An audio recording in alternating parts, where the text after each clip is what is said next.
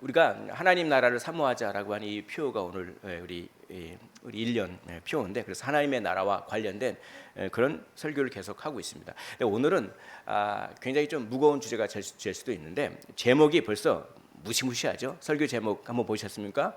설교 제목이 괴물과 하늘입니다. 괴물과 하늘. 오늘 괴물을 봅니다. 괴물을.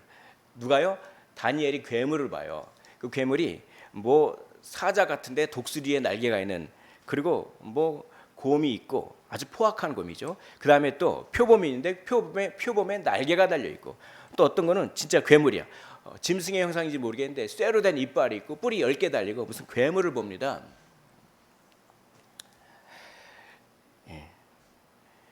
근데 이것은 우리에게 큰 교훈을 줍니다. 하나님의 사람인 다니엘이 괴물을 보았듯이 하나님의 자녀인 우리도 뭘 봐야 됩니까? 괴물을 볼 줄 알아야 합니다. 한번 따라해 볼까요? 괴물을 볼 줄 알아야 합니다. 괴물은 어디에 있죠? 우리 안에 있습니다. 괴물은 내 안에 괴물이 있음을 볼 줄 알아야 회개가 터져나오고 예수 십자가가 너무나 위대하게 보이는 것이죠. 내 안에 죄의 세력이 있습니다. 그 괴물을 못 보는 사람들이 많아요. 대부분 나는 물론 부족하지, 나는 부족하지만 착한 일도 많이 했고, 나는 그래도 가장으로서 잘 먹여 살리고, 그리고 나는 남한테 피해 안 끼치고, 그래서 뭐 죽은 다음에 천국이 있느냐 없느냐 그런 건 잘 모르겠지만, 만약에 죽은 다음에 있으면 그래도 난 좋은 데 가지 않겠느냐. 그래서 근데 그게 아니죠. 우리 안엔 괴물이 있음을 인식하는 순간, 그때 비로소 구원이 시작되는 것입니다. 그래서 사도 바울도 자기 안에 괴물이 있는지 몰랐어요. 자기는 되게 잘난 사람인 줄 알았거든요. 왜냐하면 자기는 베냐민 지파요, 또 뭡니까 가말리엘, 오늘날은 서울대 나왔다 이거죠. 가말리엘이라고 하는 최고의 스승 밑에서 공부한 사람이요, 바리새인 중에 바리새인이요. 얼마나 율법에 열심히 있는지, 그렇죠. 나사렛 이단을 갖다가 죽이려고 막 해서 막 죽이는, 엄청나게 열심히 있는. 그래서 자기 자신이 꽤 괜찮은 사람이요, 하나님 앞에서 어느 정도 당당하다. 그런데 복음을 깨닫고 나서 화로도 나요. 이건 이사야가 한 말이지만, 아무튼 오호라 공고한 자로 내 안에 괴물이 있다. 이거는 내 안에 괴물이 있다는 거 알았어요? 로마서 7장에 나옵니다. 내 안에 또 다른 내가 있어요. 내 안에 또 다른 내가 있는데 어떤 나냐? 내 속사람으로는 이 하나님의 말씀을 지키고 싶고 하나님의 말씀을 좋아해요. 근데 내 안에 또 다른 내가 있어서 나를 하나님의 말씀에 불순종하게 만드는 또 다른 내가 있도다. 그 괴물이 있도다. 근데 그 괴물과 싸워서 나는 이길 수가 없도다. 오호라 곤고한 자로다. 누가 이 사망의 몸에서 나를 구원하랴 라고 하면서, 그러나 이 괴물로부터 구원할 분은 오로지 예수 그리스도의 영. 그래서 로마서 8장 1절에, 그렇죠? 8장에 이렇게 나오죠. 그러므로 이제는 우리에게 정죄함이 없나니, 그렇죠? 생명의 성령의 법이 죄와 사망의 법에서 우리를 해방하였노라. 해방감을 느끼기 전에 반드시 우리 안에 괴물이 있음을 봐야 됩니다. 예수 그리스도의 복음이 여기 계신 분들께 해방감을 줍니까? 나는 자유하다. 나는 죄로부터 해방되었다. 나는 자유롭다. 그 자유가 너무나 기쁘십니까? 자유가 기쁜 거잖아요. 방에 꼭 가둬놓고 못 나가게 해보십시오. 한 열흘 동안. 그럼 밖에 나가고 싶어 미칠걸요? 근데 문을 탁 열어줘봐요. 기쁩니까? 안 기쁩니까? 기쁘잖아요. 자유는 그렇게 기쁩니다. 근데 복음이 자유라고 하는데, 진리를 알지니 진리가 너희를 자유케 하리라. 그렇죠? 그런 기쁨을 느껴보셨습니까? 예수님 믿는 다음에 그렇게 기쁘셨어요? 내가 뭔가 자유한 것 같아서. 그 기쁨을 느끼는 사람은 내가 자유롭지 못하다는 것을 안 사람만 자유에 대한 소중함을 아는 겁니다. Freedom is not free. 그렇죠? 이런 말이 있죠. 자유는 뺏겨봐야 알아요. 우리나라는 자유민주주의 체제잖아요. 우리는 대통령 욕도 할 수 있고 그렇잖아요. 근데 만약에 북한에서 김정은 욕을 하면 어떻게 될까요? 바로 그냥 캬 돼버리잖아요. 그렇잖아요. 그래서 저이잖아요. 어떤 사람이 나는 트럼프 욕을 한다. 미국 사람이 그렇게 했잖아요. 트럼프는 아주 못된 놈이다. 그렇게 욕을 할 수 있다.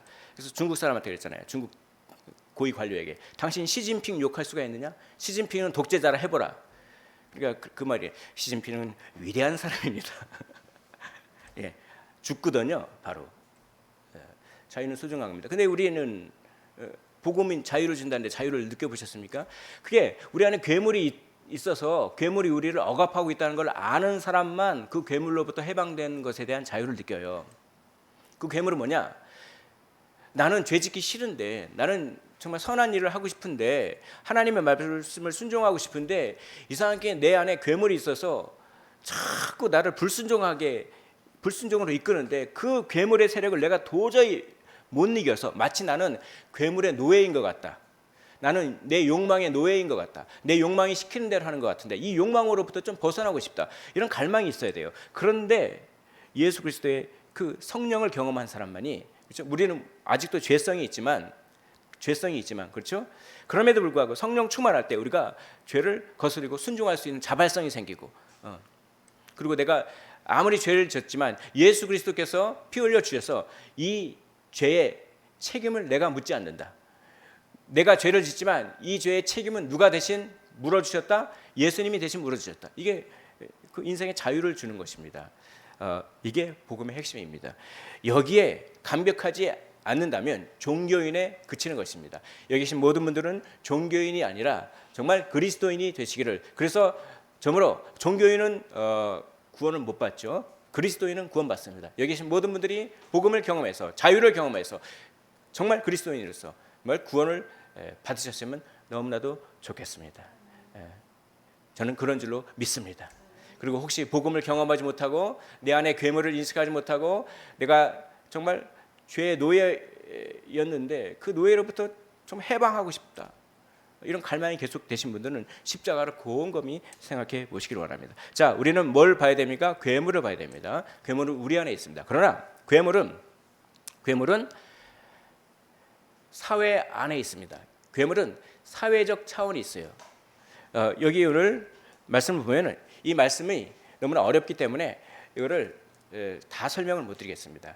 근데 한 몇 년 전에 수요 예배 때 이걸 다 설명을 드린 적이 있어요. 그래서 궁금하신 분들은 찾아보시면 됩니다. 자, 첫째, 독수리의 날개가 있는 사자. 이거는 바벨론 제국을 의미합니다. 왜냐하면 사자는 예레미야서에 사자를 바벨론 왕 느부갓네살이라고 예레미야 50장인가요? 거기에 나와 있어요. 그리고 사자와 같은데 독수리의 날개가 있다. 이 독수리는 예레미야 48장인가요? 거기에 또 느부갓네살 왕을 독수리라고 그래요. 그러니까 사자와 같은데 독수리의 날개가 있다. 그건 누구죠? 바벨론 왕 느부갓네살을 의미합니다. 그래서 독수리의 날개가 있는 사자는 바벨론 제국을 의미합니다. 자, 두 번째 짐승, 곰이 있는데요. 곰이, 자, 5절 한번 보십시오. 다른 짐승, 그 둘째는 곰과 같은데 그것이 몸 한쪽을 들었고라고 합니다. 저를 한번 보시겠습니까? 자, 몸 한쪽을 들었습니다. 그건 뭐냐면 오른쪽이든 왼쪽이든 어깨 하나가 이렇게 들린 겁니다. 이렇게 곰인데 흉내를 이렇게 들린 거예요. 이렇게 들고서 뭐 앞발로 치면서 뭐 먹이를 못 가지고 먹이를 막 동물을 막 잡아보니까 이 사이에 갈빗대가 있고 막 포악한 거지. 막 그러니까 더 먹어라 이렇게 폭력을 의미합니다. 폭력. 근데 한쪽에 들렸어요. 한쪽에 되면 한쪽 어깨에 비해서 한쪽이 높죠. 한쪽은 높고 한쪽은 낮죠. 이거는 메대와 바사 연합체를 말합니다. 메대가 바사, 즉 페르시아 제국의 나중에 복속이 되죠. 그래서 한쪽은 높고 페르시아가 높다는 거죠. 그리고 한쪽은 낮은. 그래서 이거는 메대와 바사 제국을 의미합니다. 자, 그다음에 또 세 번째 짐승은 표범이에요. 6절 말씀 보겠습니다. 그 후에 내가 또 본즉 다른 짐승 곧 표범과 같은 것이 있는데, 자, 이 표범의 등에 무엇이 있습니까? 새의 날개가 있습니다. 표범은 빨라요. 고양이과 동물 중에 가장 빠른 짐승이 치타죠. 치타. 근데 치타보다는 덜 빠르지만 굉장히 빠른, 그게 표범입니다. 표범. 근데 그 빠른 표범에 날개까지 달았으니 얼마나 빠르겠습니까? 굉장히 속도감을 여기 강조하고 있어요. 이것은 알렉산더 대왕을 뜻합니다. 알렉산더 대왕이 그 제국을 건설했을 때 20대 초부터 30대 초 10년 만에 굉장히 빠른 속도로 주위를 다 어떻게 됩니까? 다 정복했어요. 그래서 이건 헬라 제국 알렉산더 대왕을 의미합니다. 그 다음에 7절을 보면 굉장히 이 짐승이 아니에요. 굉장히 무서운 무시무시한 괴물을 봅니다. 어떤 짐승으로 묘사할 수 없는. 자, 7절 보면 내가 밤 한상 가운데 그 다음 본 넷째 짐승인데 이 짐승은 사자니 호랑이니 그런 어떤 특정한 짐승으로 특정할 수 없는, 근데 굉장히 놀랍고 무서운, 매우 강하고 또 쇠로 된 큰 이가 있었어. 쇠로 된 이빨이 있어서 뭐든지 다 그냥 다 부셔버리는. 그리고 그 나머지 발로 밟았으며 이 짐승은 전에 모든 짐승과 다르고 또 10뿔이 있더라. 10뿔이 있고요. 전에 있던 모든 짐승, 전에 제국보다 바벨론 제국, 메데 바사 또 헬라 제국보다 더 강력한, 전에 있던 것보다 더 강력한 그런 의미죠. 어떤 제국일까요? 로마 제국이죠. 로마 제국입니다. 이 로마 제국은 전성기가 지난 후에 10개 많은 왕국으로 이렇게 흩어졌어요. 그거를 10뿔이 있다 이렇게 표현한 겁니다. 많은 왕국으로. 그런데 이 가만 보니까 이 마지막 동물을 보니까 그 10뿔 사이에 또 작은 뿔이 하나 나와요. 자, 8절 보겠습니다. 내가 그 뿔을 유심히 보는 중에 다른 작은 뿔이 그 사이에서 나더니, 자, 10개의 뿔이 있는데 10개의 뿔 중에 다른 작은 뿔이 또 나요. 근데 그 작은 뿔이 점점 세력이 커져요. 그래서 그 10뿔 중에 3개, 뿔 3개를 그냥 제압해 버리는. 이것은 학자들이 적그리스도의 영이다 이렇게 얘기합니다. 적그리스도의 영입니다. 이 뿔은 인격적인 존재예요. 왜냐하면 여기 보십시오. 자, 8절 마지막 부분에 이 작은 뿔에는 무엇이 있습니까? 사람의 눈 같은 눈들이 있고 또 무엇이 있습니까? 입이 있어. 무슨 말? 큰 말을 하였더라. 그러니까 뭔가 말할 수 있는 존재는 인격적인 존재, 어떤 한 사람이라는 겁니다. 그래서 로마 제국이 망한 후에, 그렇죠? 뭔가 성도를 괴롭히는 그런 적그리스도의 영들이 계속 있어요. 계속 있어요. 어떤 때는 누가 되고 이 적그리스도가 하나의 사람이라기보다는 어떤 큰 적그리스도적인 큰 세력. 물론 나중에 예수님이 오기 직전에는 특정한 한 사람 혹은 한 시스템, 저는 한 시스템이라고 보는 게 더 좋다고 생각되는데, 경제, 문화, 사회, 정치 하나의 시스템, 그런 걸 적그리스도라고 해석들을 많이 합니다. 아무튼 이 적그리스도 영인데, 이 적그리스도 영은 입이 있어서 큰 말을 하였더라. 여기서 말하는 큰 말은 교만한 말을 의미합니다. 내가 신이다 이러죠. 오늘날 사회 문화를 보십시오. 다 내가 신이다라고 하는 것이죠. 이 괴물을 볼 줄 알아야 돼요. 내 안에 있는 괴물을 보아야 되고, 또 어디 안에요? 사회 안에 있는 괴물, 사회 속에 있는 악의 세력을 볼 수 있어야 됩니다. 그래야 싸우죠. 우리는 선한 싸움다 싸우고, 싸울 대상을 모르는데 어떻게 싸웁니까? 우리는 우리 안에 있는 죄와 싸우는 것, 이것만 하면 안 돼요. 우리는 사회 안에 있는 괴물과도 싸워야 되는 거예요. 그런 때가 점점 지금도 있고 점점 다가온다는 것이죠. 근데 여기 보십시오. 이 괴물, 특별히 이 작은 뿔 적그리스도는 어떻게 성도를 괴롭히는가? 그 괴롭히는 방법이 나와 있습니다. 오늘 본문에 읽지 않았지만 오늘 다니엘서 7장 전체를 할 건데요. 7장 25절을 한번 찾아보시겠습니다. 한번 보십시오.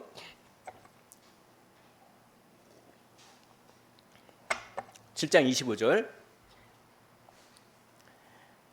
눈으로 한번 보시기를 원합니다. 제가 읽어보겠습니다. 그가 즉 작은 뿔 적그리스도의 영이 장차 지극히 높으신 이를, 즉 하나님을 말로 대적하며, 뭡니까? 교만한 말을 한다 이거죠. 또 지극히 높으신 이의 성도들을 교회를 어떻게 괴롭게 할 것이며, 무슨 방법으로 괴롭히느냐? 그가, 자 여기 보십시오. 또 때와 법을 고치고자 할 것이며 라고 합니다.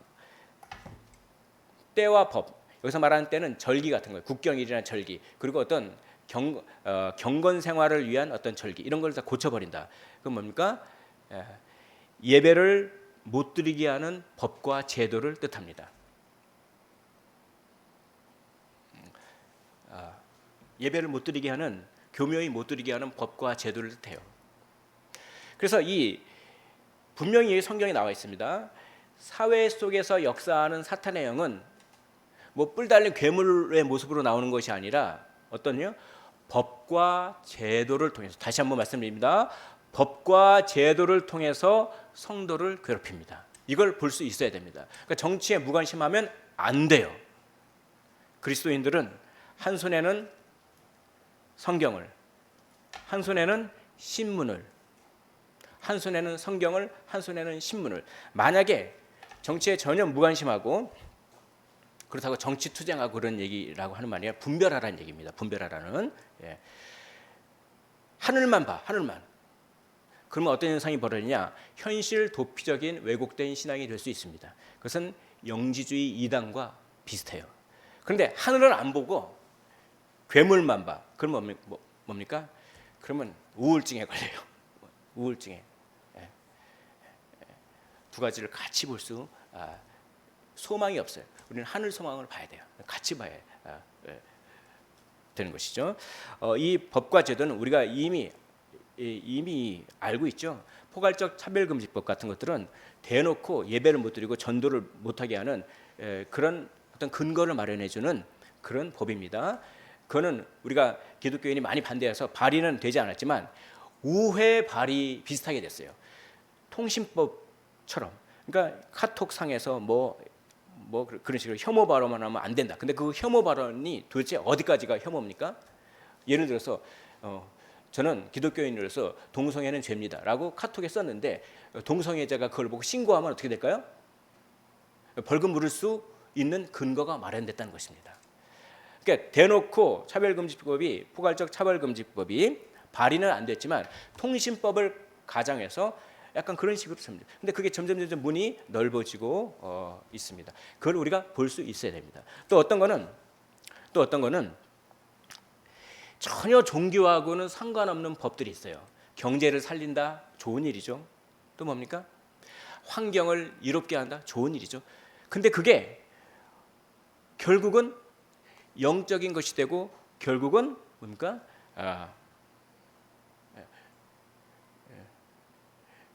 종교의 자유를 제한하는 법으로 악용될 수 있는 법들이 많이 있어요. 6월 28일부터 그 전세 대출 아시나요? 대출을 규제를 강화한 거 아시죠? 강화해요. 그러면 이제 집 마련하기가 더 힘들게 됐어요. 근데 어떤 분이 이러더라고요. 나는 대출을 받아서 집을 살려고 해서 계약금을 5천만 원을 걸었는데 그 대출을 몇 억을 받아야 되는데 그걸 못 받게 됐다. 그래서 뭐 이렇게 계약금을 날렸다. 어떡하냐 이거. 그 나름대로 나름대로 이게 그 정부는 나름대로 나라를 전체적으로 보면서 경제를 살리기 위해서 그런 법을 만들었겠죠. 저는 뭐 경제 전문가는 모르니까 아무튼 뭔가 좋은 뜻으로 만들었겠죠. 그런데 문제는 뭐냐면 우리 자국인에게는 대출 규제를 하지만 외국인에는 대출 규제를 하지 않습니다. 그러면 어떻게 될까요? 그 중국인 같은 경우는 100%를 대출했습니다. 내가 5억짜리 집을 갖다가 사고 싶다. 그러면 뭡니까? 5억 전부를 대출해줘요. 이런 거는 결국 뭡니까?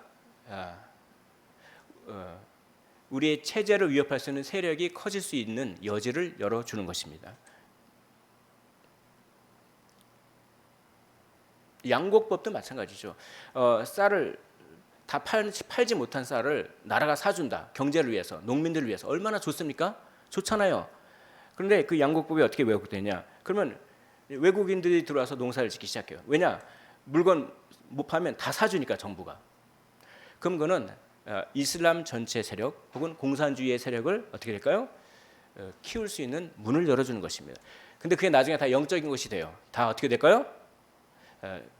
그 세력들이 커지면 어떻게 될까요?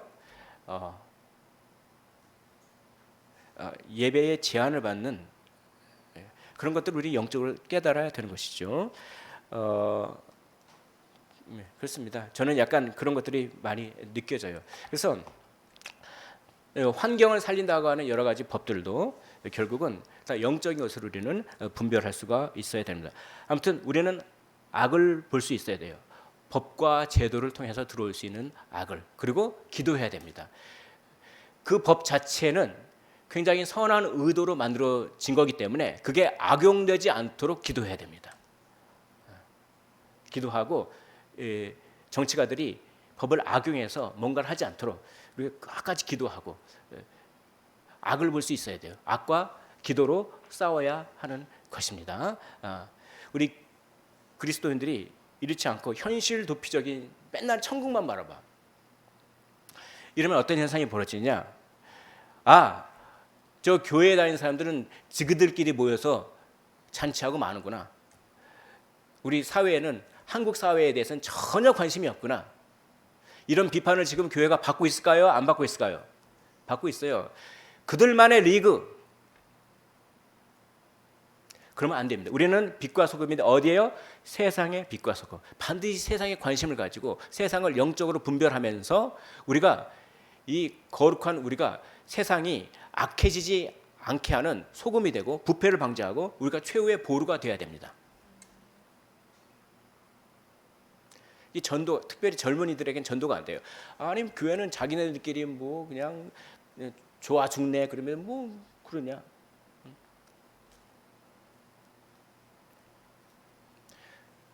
그러므로 반드시 오늘 다니엘은 괴물을 봤기 때문에 우리도 우리 안에 있는 괴물, 사회 안에 있는 법과 제도를 교묘하게 이용한 그 괴물들을 보면서 우리는 기도하면서 그 법이 악용되지 않도록 우리는 기도하고 우리가 사회를 위해서 우리가 사회의 거룩과 깨끗함을 위해서 우리 성도가 할 수 있는 최대한 일을 해야 되는 것이죠. 그런데 한 가지 더 말씀드릴 게 있는데요.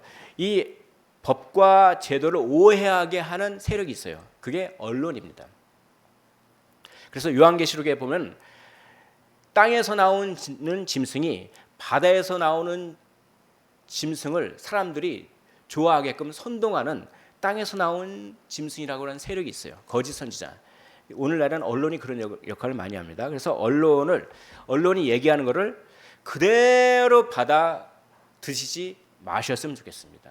언론에는 어떤 하나의 팩트가 있어요. 사실이 있는데 그 사실은 10%고 나머지 90%를 자기의 관점에 맞게끔 막 90%를 그러니까 조금의 사실에다가 많은 허구를 가미해서 이렇게 저렇게 합니다. 자기의 이익을 위해서 그래요. 사람들이 분노하면 분노할수록 조회수가 늘어나면 늘어날수록 돈을 많이 벌기 때문에 그렇습니다. 그래서 언론을 했을 때 이런 관점이 있구나. 이 뉴스와 이 언론사는 어떤 의도로 요거를 이렇게 표현했을까? 이렇게 생각하셔야 됩니다. 언론이 그렇다고 다 그게 맞아. 저 나쁜 놈. 그래가지고 뭡니까? 완전히 악마화하든지 혹은 와 정말 훌륭한 사람이다 하고 완전히 우상화하든지 우상화와 악마화를 우리는 분별해야 되는 것입니다.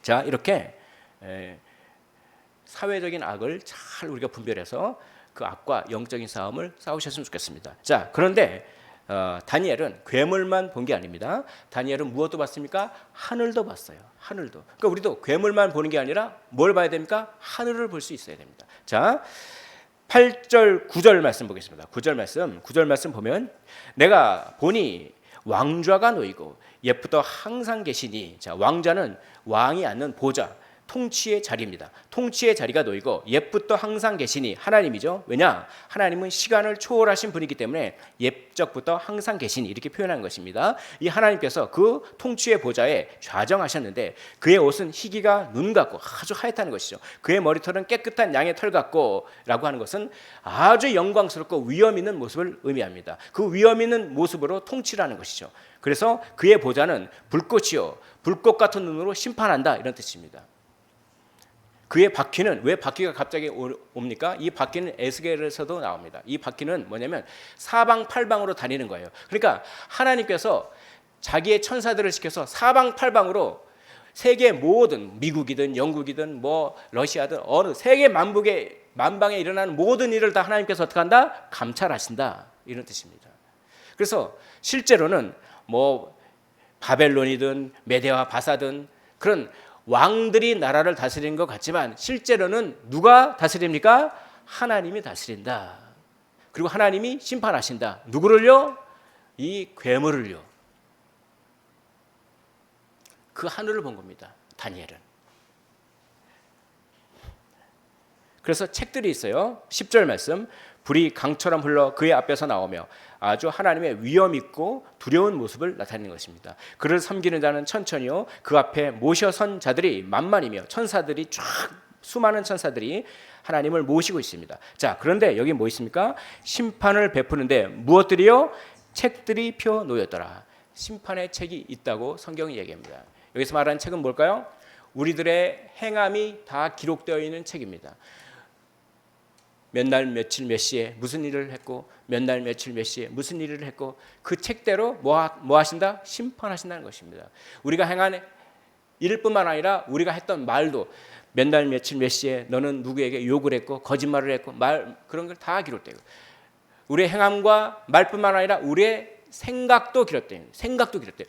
맨날 며칠 몇 시에 너는 무슨 생각을 했고 무슨 상상을 했으며 죄된 생각을 했고 그게 다 기록되어 있는 안 보이는 우리 눈에는 안 보이지만 분명히 있는 책이 있다고 성경은 얘기합니다. 그 책이 쫙 펼쳐집니다.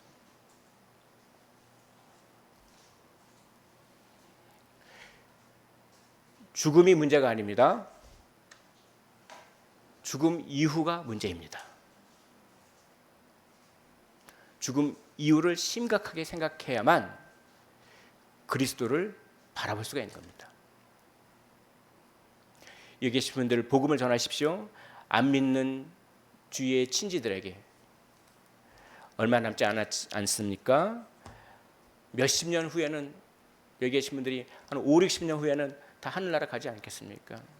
5, 60년은 금방 지나가는 시간 아니겠습니까? 죽음이 문제가 아닙니다. 죽음 이후가 문제입니다. 죽음 이후에 반드시 책이 펼쳐질 것입니다. 우리는 책에 펼쳐졌는데 우리는 죄가 없어요. 우리는 다 용서받았거든요. 우리도 책이 있어요. 우리도 책이 펼쳐져 있는데 뭐냐? 잘한 것만 기록되어 있어요. 잘한 것만. 상급을 줄 것만. 네가 언제 전도했고 네가 언제 참 마음을 다해서 예배드리고 할렐루야. 그러니까 우리는 상급의 심판을 받고 예수 믿지 않는 사람들은 형벌의 심판을 받는 것이죠. 그러니까 복음 전했으면 좋겠습니다. 저도 제 안 믿는 가족을 위해서 계속 몇십 년간 기도를 했는데 가족 전도하기는 힘들더라고요. 그래도 끝까지 포기하지 않고 계속 기도하셨습니다. 왜냐? 죽음 위에 책이 펼쳐지기 때문에 그래요. 그걸 봤어요. 다니엘이 봤어요. 그리고 심판해요. 그렇게 힘이 세던 작은 뿔, 그 적그 시도가 한순간에 심판당합니다. 여기 보겠습니다. 여기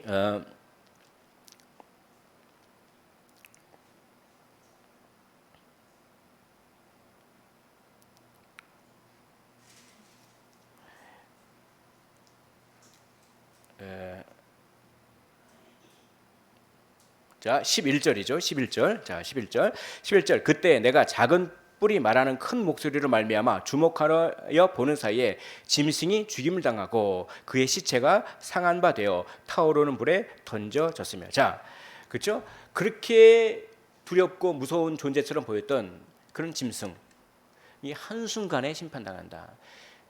정치, 경제, 사회, 문화 시스템을 장악하고 있던 그 어떤 그런 것들, 그런 세력이 한순간에 그렇게 된다.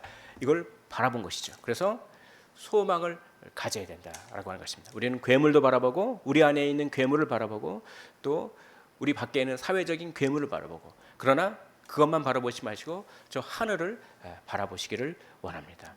이 괴물의 나라는 굉장히 짧아요. 자, 25절 뒷부분에 이렇게 되어 있습니다.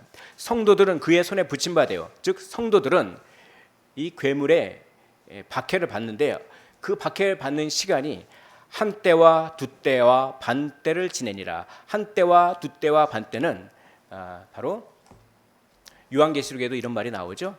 1265일인가요? 또 42달이라고도 하죠. 이 한 때와 두 때와 반 때는 예수님의 초림부터 예수님의 재림까지의 기간입니다. 그러니까 우리는 예수님의 초림부터 재림까지 어느 기간에 우리가 살고 있죠. 그렇죠. 근데 그 때라고 하는 것은 한시적인 것이에요. 때라고 하는 것은 영원한 것이 아닙니다.